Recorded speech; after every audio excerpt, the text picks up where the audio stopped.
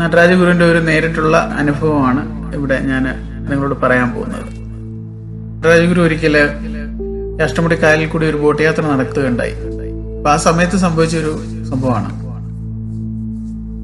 ഗുരു അതെങ്ങനെയാണ് ഗുരുവരിൽ എന്ന് പറയുന്ന ബുക്കിൽ പറയുന്നത്. ഞാനത് വായിക്കാം.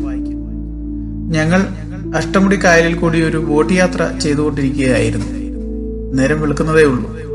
സഹയാത്രികൻ അധ്വാനിച്ച് ജീവിക്കുന്ന ഒരു പാവം മനുഷ്യനായിരുന്നു.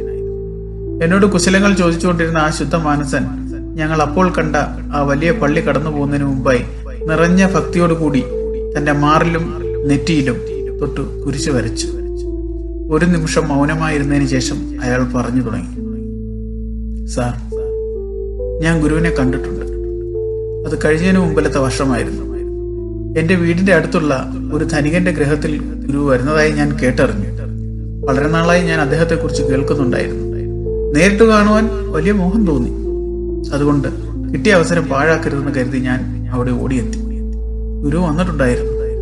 അദ്ദേഹത്തെ കണ്ടപ്പോൾ എനിക്ക് പെട്ടെന്ന് ഓർമ്മ വന്നത് ഞങ്ങളുടെ കർത്താവായ യേശു ക്രിസ്തുവിനെയാണ്. ഗുരുവിന്റെ ഒരു അനുഗ്രഹ വചസ് കൊണ്ട് രോഗം മാറുവാൻ കൊതിച്ചവരും അവിടുത്തെ കാരുണ്യം കൊണ്ട് കുടുംബത്തിന് ബാധിച്ച ആപത്ത് ഒഴിഞ്ഞു കിട്ടുവാൻ വേണ്ടി പ്രാർത്ഥിക്കുന്നവരുമായി ഒട്ടനേകം പേർ അവിടെ കൂടിയിരുന്നു. ചിലർ ആ പാവന പാദങ്ങളിൽ പുരണ്ടിരിക്കുന്ന പൊടി അവരുടെ നെറുകയിൽ അണിയുവാൻ അവസരം കാത്തു നിൽക്കുകയാണ്.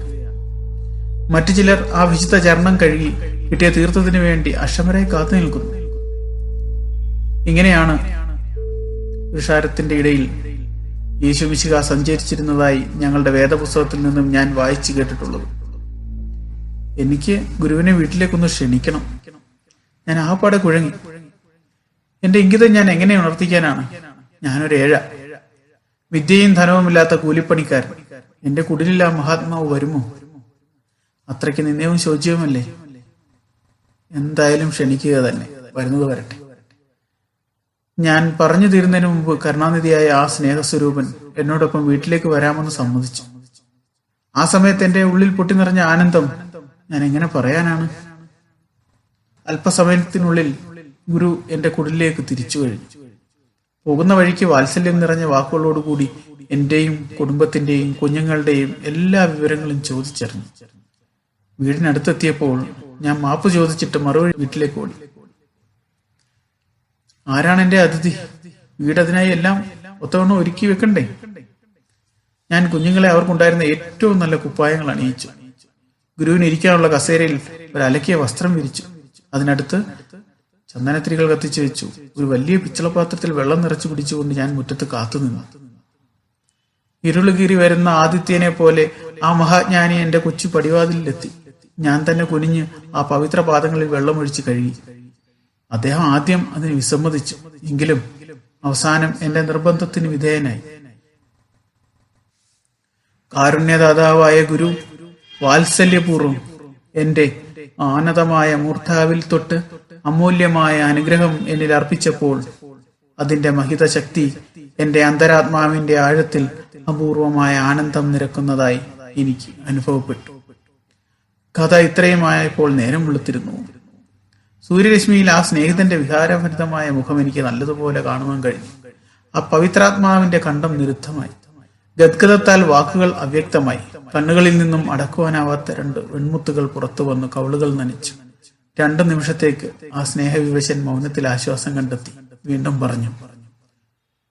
ഗുരു ഇരുന്നതിന് ശേഷം അദ്ദേഹത്തിന്റെ പാതാരവിന്ദങ്ങളിൽ വീണ് ചുംബിക്കുവാൻ എന്റെ മകനോട് ഞാൻ പറഞ്ഞു. അവനോട് ഗുരു വാത്സല്യപൂർവ്വം ഏത് ക്ലാസ്സിൽ പഠിക്കുന്നു എന്ന് ചോദിച്ചു. പഠനത്തിൽ ശുഷ്കാന്തി കാണിക്കുവാൻ ഉപദേശിച്ചു. അതിനുശേഷം അടുത്തു നിന്നിരുന്ന ഒരു അനുയായിയോട് ₹1 മകന് കൊടുക്കുവാൻ അവിടുന്ന് കൽപ്പിച്ചു.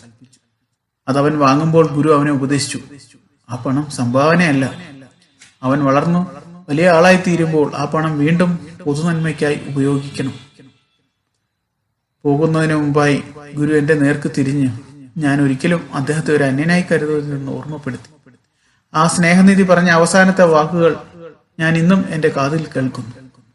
നമ്മൾ ഒന്നാണ്. ഗുരുവിന്റെ ധർമ്മം പ്രചരിപ്പിക്കുന്നതിന്റെ ഭാഗമായിട്ട് association of Gurunarayan inspiration, Bangalore.